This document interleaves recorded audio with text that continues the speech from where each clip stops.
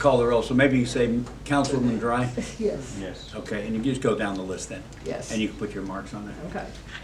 Carter? Mr. Dry? Yes. Mr. Carter? Yes. Mr. Bryant? Yes. Mr. Wanning is absent. Mr. Gaddis? Mr. Swain? Mr. Peltz is absent. Mr. Penosis? Mr. French is absent. Mr. Young? Yes. Thank you. Ready. New business, ordinance 3099. Did you want to do that, Mr. McVeigh, or did you want Victor to do that? Resolution? No, the ordinance 3099 amendment. Did we have that one? Yes, you should have a copy of that. That was laid over to the This one? side of your, There. yeah, it should.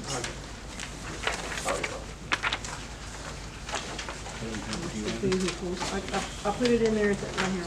It's a resolution. Amendment to the code, no, no.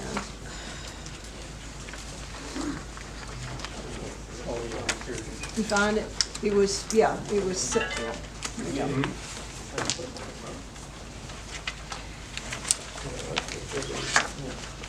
It's your resolution. No, not the resolution. The ordinance. It's the ordinance 3099. Well, I don't know that I gave you all that, evidently. Do you have it? That's not from all. This is resolution. I don't have an ordinance, I got a resolution. Well, you know, good clerks and work. I don't have this one. This was Let's this. go ahead and, let's go down to B. You all about the building. I can at least inform the council, and maybe we can bring it back up next time then. What this was this is the section 525 on appeals, and what it says is, if the Board of Appeals affirms the director's decision to revoke a license, the property owner shall issue a written notice to vacate in accordance with section 525. And what we were adding was that if the property owner fails to issue a written notice within 15 days, the director will issue the notice to vacate. Yeah, we can bring it up Okay. next time. That was what it was. We'll bring it up next time then. to put in there.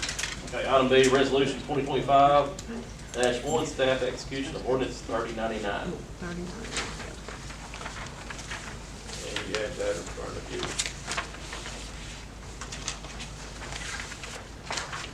Yes. I believe you all had discussion about this last meeting, and when it's wording change, that's what this is, the finished product of that. Yeah, it's a resolution enacting the code enforcement's execution of ordinance 3099.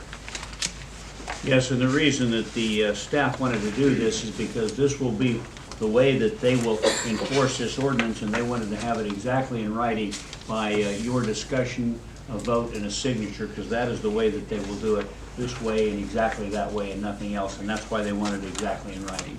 And that's what you have in front of you, and we've amended this a couple of times at meetings, but this is the final resolution, the language that you all had added to it. I entertain a motion for this resolution. Make a motion. We have a motion, do we have a second? We have a second, Ms. Bryant. I Discussion? want to speak up. Second, Ms. Bryant. Thank you. Any discussion? Yes, I have a question for people who may not be familiar with ordinance 3099. What does that represent? Yes, 3099 is the ordinance on residential rental licensing and special funds. It talks about the Board of Appeals, and it talks about who the department is, the director, and the dwelling. And then it talks about the administration of this, it talks about appeals to it, and it talks about the way in which appeals are handled, and which then houses are subject to be not allowed to be rental. And just for the council's information, the key issues on it, and I will go over those briefly, is one, it says that in order to be licensed, a house has to be inspected, and it has to have be passed by the building inspector.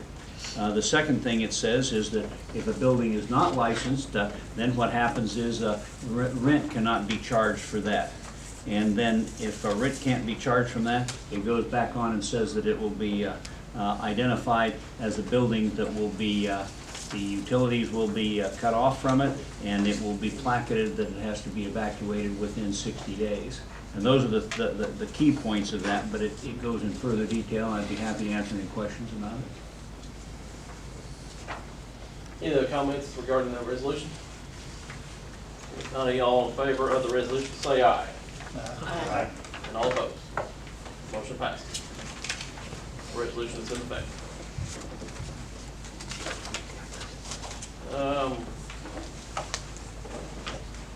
Any further comments from the council? All right, we'll go into public comments. Ms. Boyle, you're next on the list. Would you please come up, state your name and address for record? Good afternoon, my name is Louetta Williams. I am a resident of Kennett, Missouri. My address is 900 North Jackson Street, here in the city. I'm here with a concern. And I tried to resolve this issue before coming to the council. I tried to resolve this issue by speaking with our administrator as well as our mayor, and I am not satisfied. So I'm bringing this issue to the council. On July 4th, my niece was in town from New Orleans. She was parked sitting in her car in the street on Jackson Street. A car came down the street and sideswiped her and kept going. That is called a hit and run. She, of course, by nature, you would follow the car. You don't know who it was or anything. So she followed the car, called in the house, said that she was following a car that hit her. My other niece and myself went out and started to call the police while following her, you know, trying to get everything all organized and bring the police on the scene. Long story, they drove around town while we were talking to the police, following 3 cars following each other. Pulled into Baker and Wellman's insurance company here, and my niece got out of the car to approach them about, just she, no one else, got out of the car to approach them about the situation. They drove off really fast. So myself and my second niece started to follow them, and they made several turns while we're on the phone with the police, and they finally turned on College Street and headed to the police station. When they arrived at the police station, they went inside and told the dispatch that we were harassing them. No words had been exchanged between us because it was hit and run. So Officer Perkins came out and he inspected my niece's car. Another officer, Hunter, came out and he also inspected my niece's car. There was paint transfer, a white vehicle to a navy blue vehicle. They both saw the paint, identified the paint, looked at the white vehicle, saw the paint, and so on. So the officer Hunter asked my niece for her what the state of Missouri says that we must have: driver's license, insurance, and proof of insurance, and registration, I'm sorry. My niece provided those 3 items. Officer Hunter took less than 20 steps and walked over to the hit and run person, asked them for the same information as he should have. They had nothing. Nothing. We don't have anything on us. We don't have our license, we don't have our registration, we don't have our insurance. Now, okay. The officer says to them, I'll come by your house and get it from you later. Whoa! Trouble in the camp now. We're recording all of this. Less than 20 steps. She gets to ride off of the parking lot without showing anything that the state of Missouri says that every car that travels these roads, streets, and highways in Missouri must have. The next day I see the chief. Hey, chief, tell him about the incident. He says, I'm gonna look into it. Thank you, I said.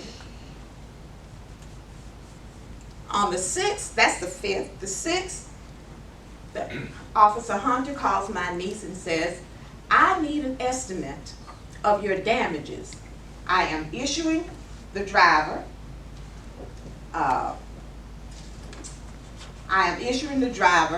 driving without her license, and I'm also issuing her a ticket for having no insurance.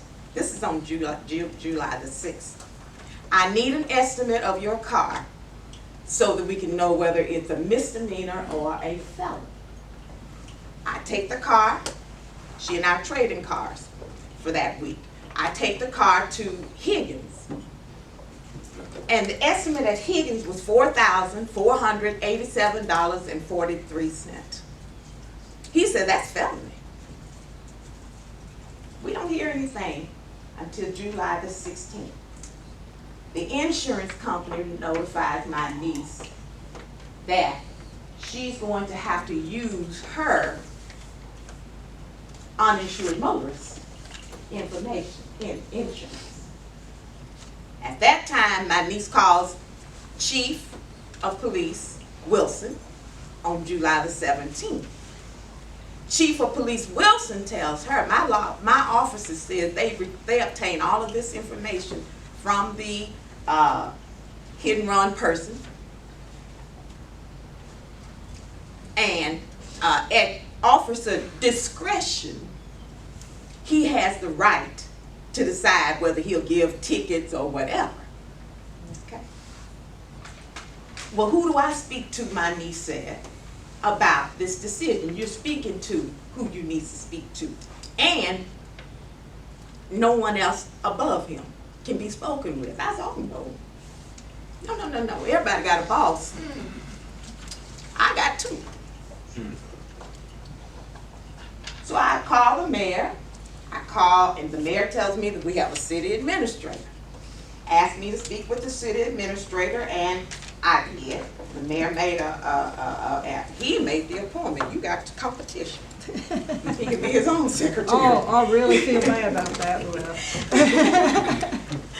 So the mayor made the meeting, arranged the meeting, and on July the 22nd, I met with the city administrator and the mayor.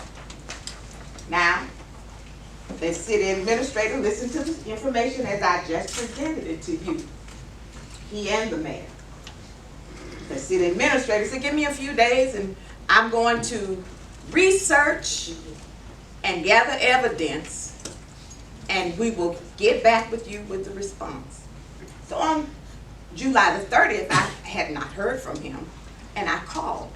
He said, oh, I have the report on my desk, and I was just about to call you and email you the report. The report is dated July the 28th, but it was July the 30th when I called him.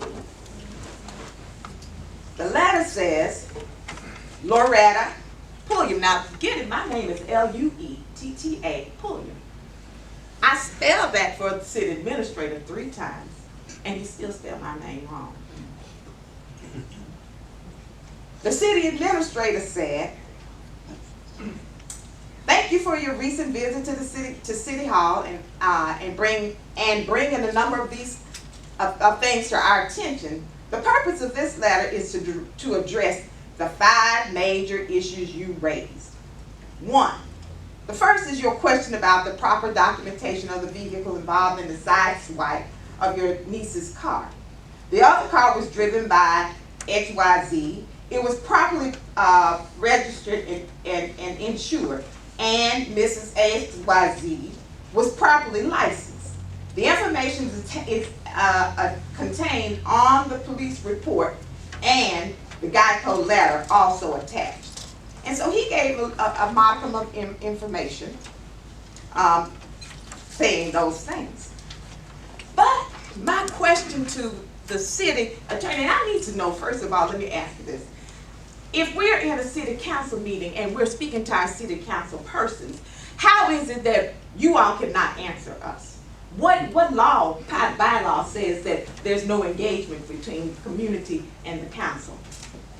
Because the city administrator just stopped this gentleman for answering his ward person. He answered the question. No, sir.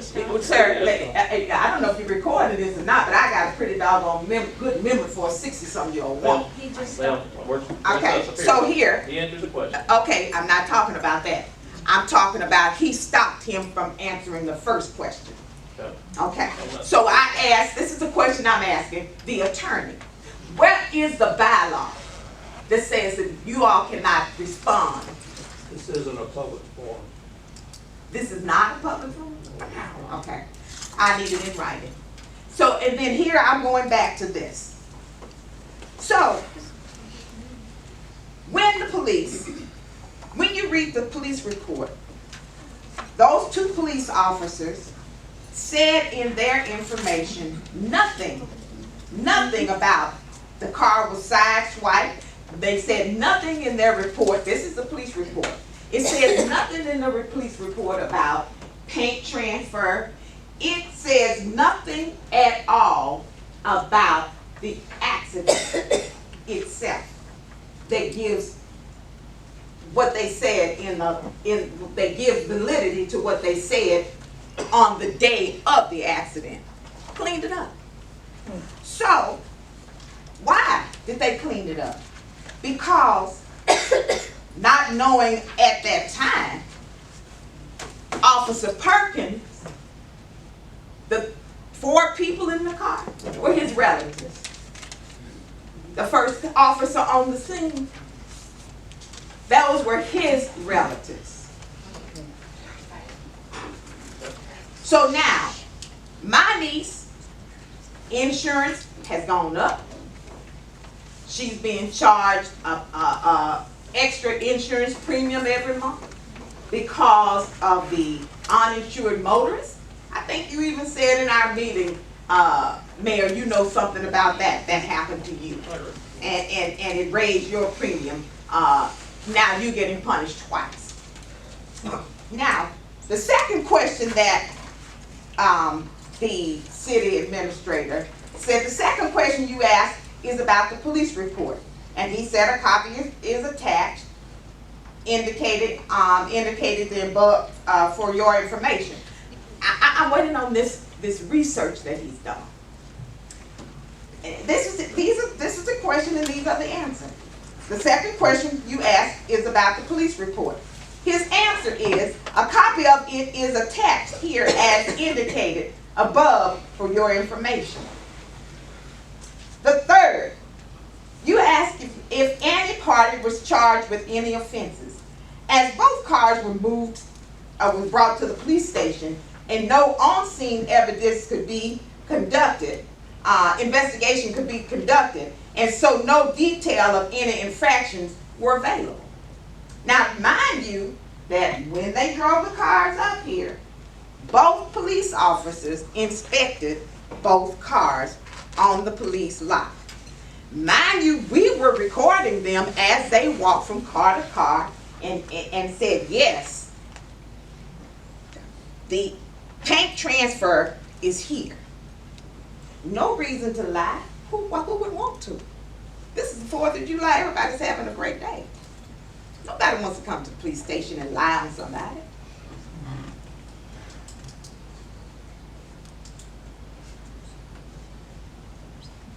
I'm still waiting to receive a comprehensive report from you, sir. You don't have to answer that. You just said you don't talk. This is not a comprehensive report.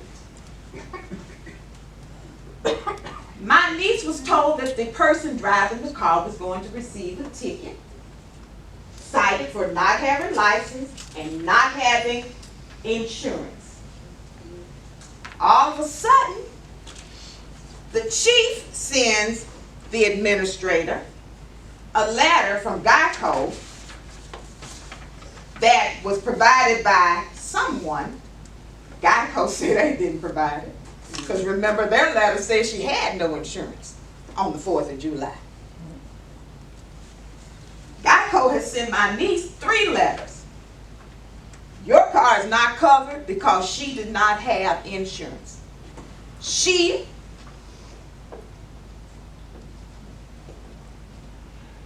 had insurance. She registered. She got insurance on July the 7th. She did not have insurance on July the 4th.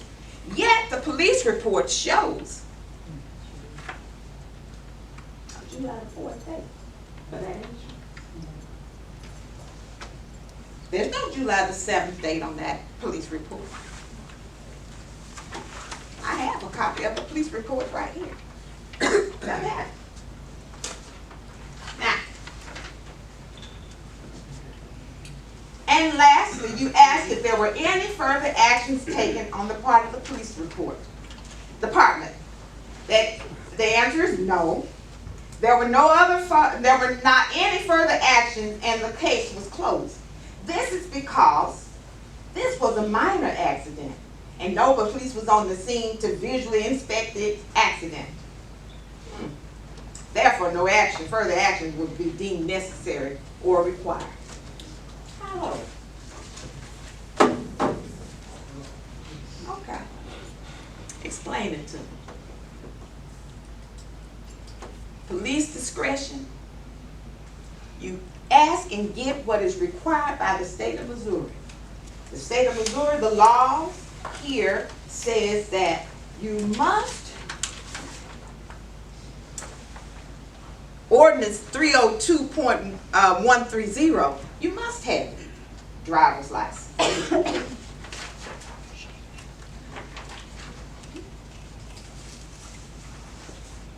Registration.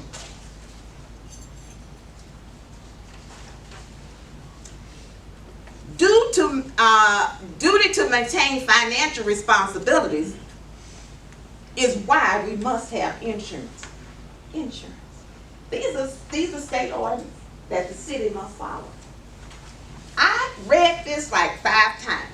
Never did I see the word discretion of a police officer to tell you didn't need it, or you don't have to have it, or they don't need to do this if they don't want to. They don't issue a ticket if they decide not to. What I in fact saw on July the 4th was a police officer ask one person to provide what the law says that person has to have. That person provided. In less than 20 steps, we go from what the chief said was discretion, but I call discrimination. Less than 20 steps. The law changed that fast?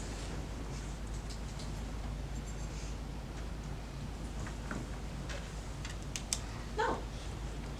He said it at his office's discretion. I say the law ought to be followed. And I say that the chief has a boss, whether he believes it or not. And I say that the boss of the chief ought to be able to tell the chief that he and his police officers should, in fact, follow the law as it is written in the state of Missouri. If I gotta have it, so do your family and your friends. Thank you for your time.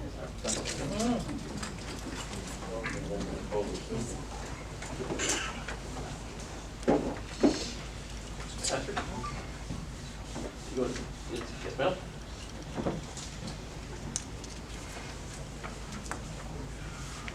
That's trouble. I'm gonna say, as you all know. Pastor, that's just up there for extra copies. You can move that out of the way if that's in your mind. No, Okay. I was wondering where this was. Okay. Because the ordinance was passed and the citizens didn't have a copy. That's because they were up here, so I was wondering. Yes, that's public copies. Thank you. I'll take one. Reverend Dinah Tapman, I am the pastor of St. John AME Church. The church, those are for you, Steve. Okay, thank you. Got it. It's 324 West Commercial. My home address is number 33, Green Acres Road, St. Louis, Missouri. I just heard a resolution that was passed, and I'm concerned, part of my concern. I'm here, number one, to advocate for the possible families that might be affected by the lack of ordinances that are in place concerning habitability of rental property. And I forgot to address you all, so good evening, because I'm troubled about what I just heard. I'm here to advocate on behalf of them that don't have a voice.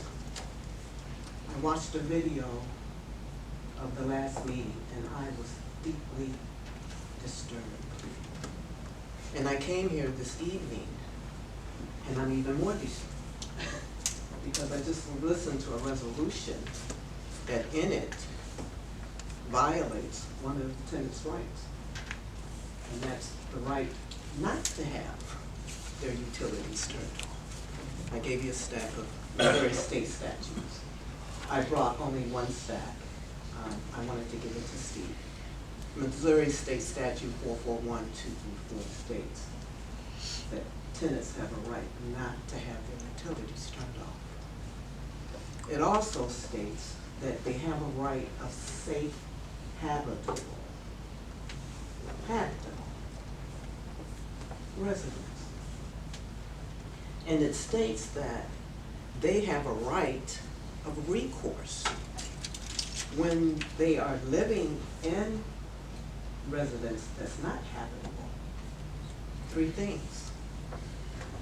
After notifying their landlord, giving him opportune time, which in the state statute is up to 14 days, to repair those things. If they're not repaired, the tenant can take action to have those repairs done and deducted from the rent. Missouri state statute. The most troubling thing is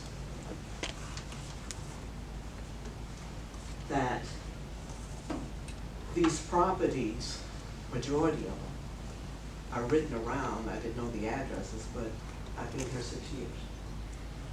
I've walked these streets and seen some of them.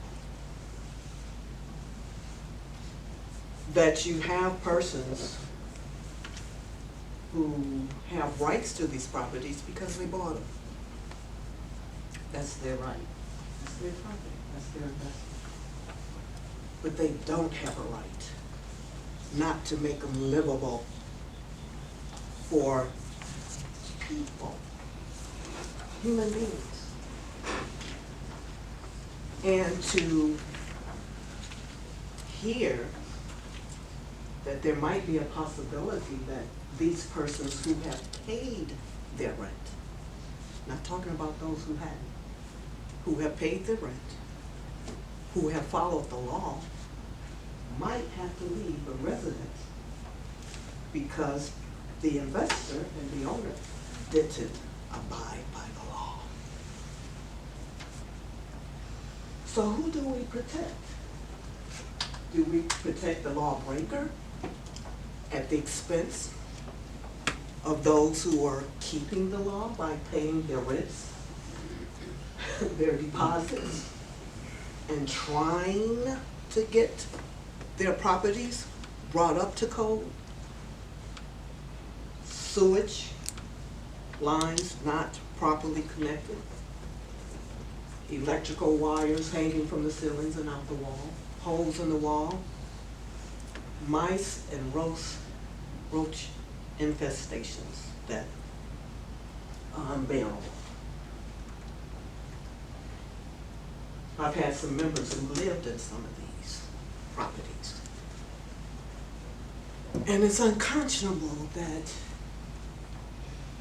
we hold the tenants to two standards.